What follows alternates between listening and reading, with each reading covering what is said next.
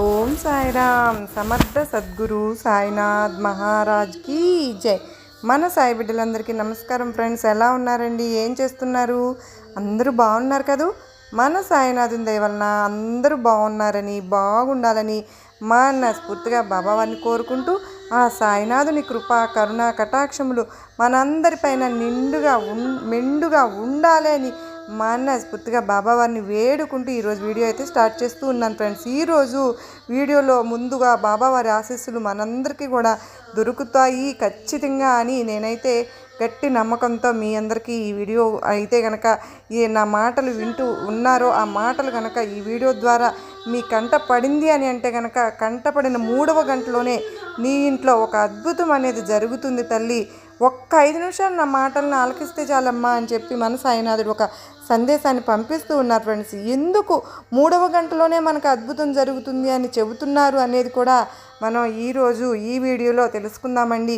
ఇంకా వీడియోలోకి వెళ్ళడానికి ముందుగా మన ఛానల్ని ఎవరైతే కనుక కొత్తగా చూస్తున్నారో వాళ్ళు ప్లీజ్ అండి సబ్స్క్రైబ్ చేసుకోండి ఫ్రెండ్స్. మీకు వీడియో నచ్చినట్లయితే కనుక ఓ చిన్న లైక్ ఇచ్చి సపోర్ట్ చేయండి. అలాగే మీ ఫ్రెండ్స్కి, ఫ్యామిలీ మెంబర్స్కి అందరికీ కూడా షేర్ చేయండి. అంత మాత్రమే కాదు ఫ్రెండ్స్, మీరు ఎంతగానో కనెక్ట్ అవుతున్నాయి అక్క, మీరు చెప్పేవి బాబావారే వచ్చి మాకు చెప్తూ ఉన్నట్టు అనిపిస్తుంది. ఎంతగా అంటే మేము ఏ సమస్యతో బాధపడుతున్నా మాకు నిజంగానే మీరు ఇందాక చెప్పినట్టుగా బాబావారు చెప్పినట్టుగా 3 గంటల్లో మాకు కూడా అంతే జరుగుతుంది.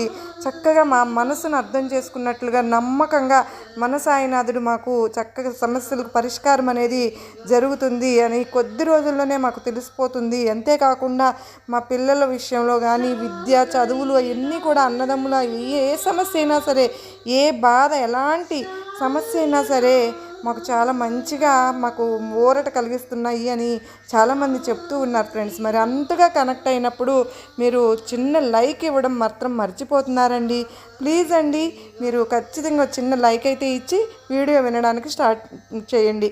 బాబావారు మనకు ఇలా చెప్తూ ఉన్నారు, బిడ్డ నీకు ఎప్పుడూ కూడా నేను ఒక్కొక్క సందేశం మంచిగా నీకు పంపిస్తున్నాను అంటే అది నీ యొక్క భద్రత, నీ యొక్క సేఫ్టీ కోసమే నేను ప్రతిదీ ముందే తెలియజేస్తూ ఉన్నానమ్మా.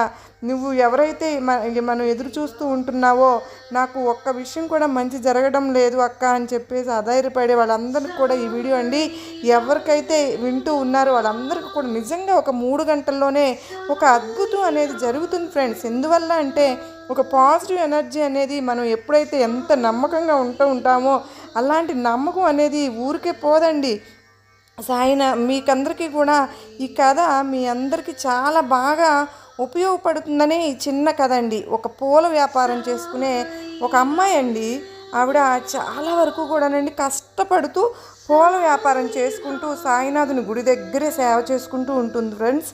నిజంగా పువ్వులన్నీ కూడా ఎప్పుడైతే పువ్వులు మాలగట్టి పూల వ్యాపారం చేయడానికి ముందుగానే కొన్ని పువ్వులను ఎప్పుడు కూడా సాయినాథునికి గుళ్ళో ఇచ్చేసి ఆ తరువాత తన వ్యాపారం అంటూ చేసుకుంటూ ఉంటుందండి.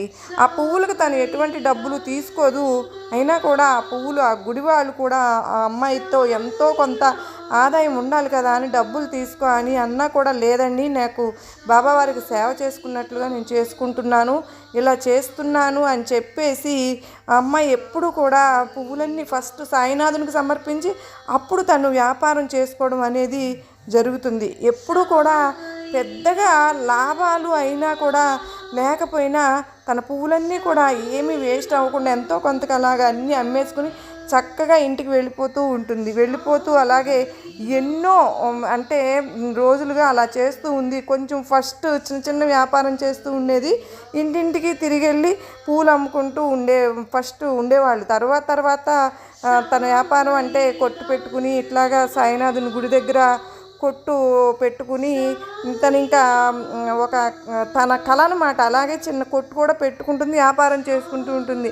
వ్యాపారం కూడా బాగానే సాగిపోతూ ఉంటుంది. ఒకరోజు ఏమవుతుంది అని అంటే కనుక ఆ వ్యాపారం అనేది ఆగిపోతుంది. బాబావారి పూజ చేసేసుకుని రాత్రిపూట ఆ పువ్వులన్నీ కూడా అమ్మేసేసుకున్న తర్వాత కొట్టు క్లోజ్ చేసుకుని తన భర్త కలిసి రోడ్డు మీద నడిచి వస్తూ ఉంటుంది.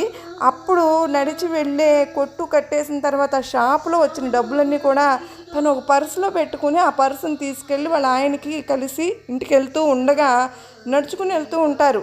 పక్కనే వాళ్ళ ఇల్లు. అందుకని ఇది నిజంగా జరిగిన ఒక విషయం అండి. అలా జరుగుతూ ఉంటాయి కూడా, నడుచుకుంటూ వెళ్తూ ఉన్నారు.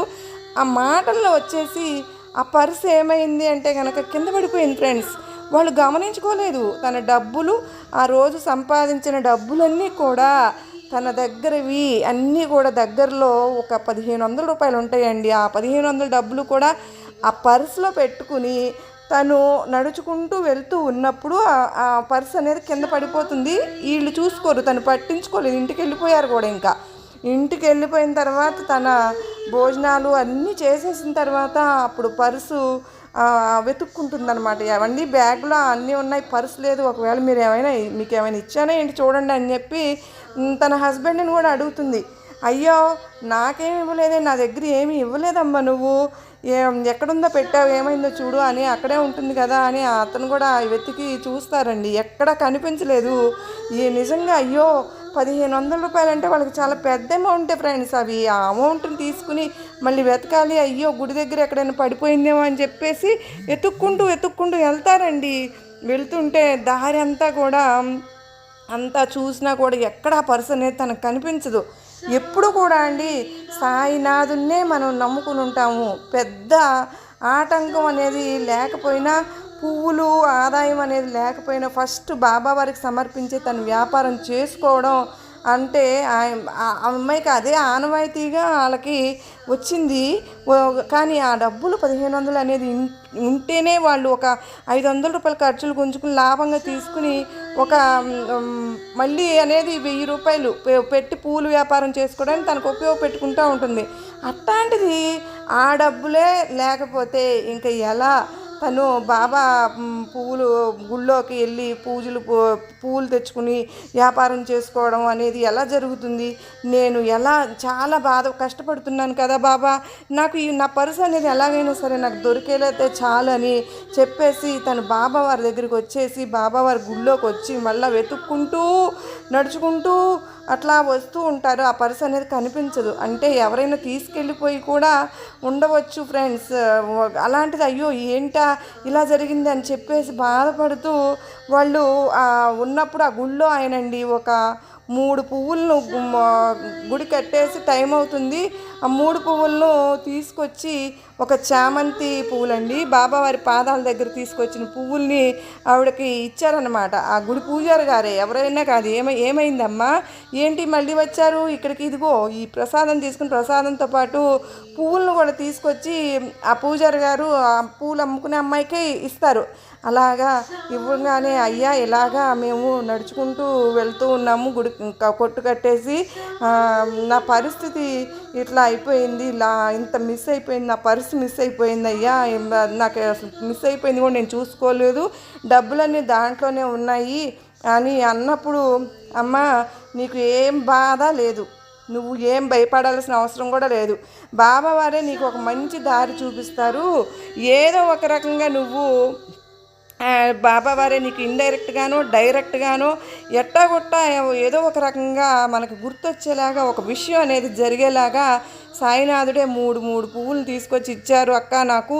అలాగే ఒక 3 గంటల్లోనే ఖచ్చితంగా నేను ఇంటికి వెళ్ళిన 3 గంటల్లోనే నా పర్సులో ఉన్న పర్సు అనేది నాకు దొరికింది అక్క. ఆ పర్సు అనేది ఎక్కడ పడిపోలేదు, మా ఇంటి దగ్గర గుమ్మంలోనే పడిపోయి ఉండింది అక్క.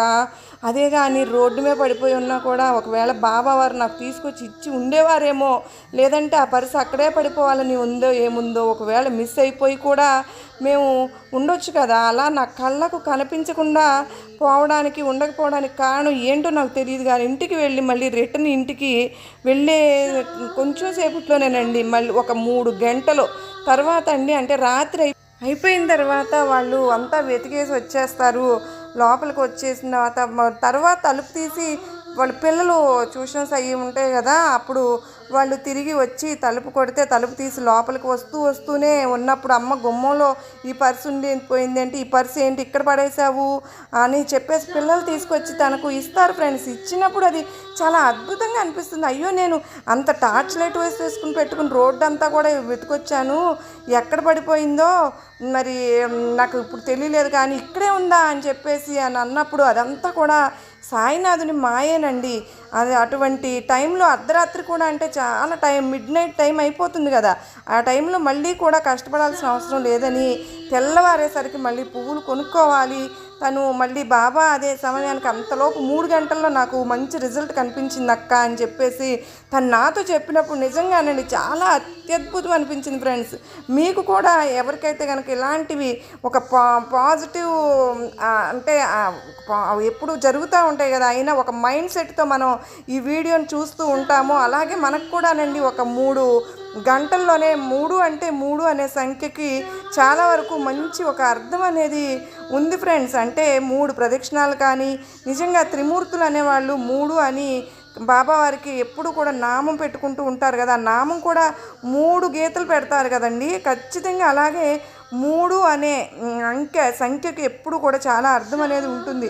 అలాంటి 3 గంటల్లో మీ అందరి ఇళ్ళల్లో కూడా మంచి అద్భుతాలు జరగాలి అని చెప్పి నేను కూడా ఎదురు చూస్తూ ఉంటాను ఫ్రెండ్స్. ఇలా కనుక ఈ వీడియో మీకు నమ్మకాన్ని ధైర్యాన్ని కలిగించింది, అంత మాత్రమే కాదు మీకు అందరికీ ఎంతగానో నచ్చింది అని అనుకుంటూ ఉన్నాను, నచ్చుతుందని ఎంతగానో ఉపయోగపడుతుంది అని అనుకుంటున్నాను. నచ్చితే కనుక ఒక చిన్న లైక్ అయితే ఇచ్చి అందరికీ షేర్ చేయండి ఫ్రెండ్స్.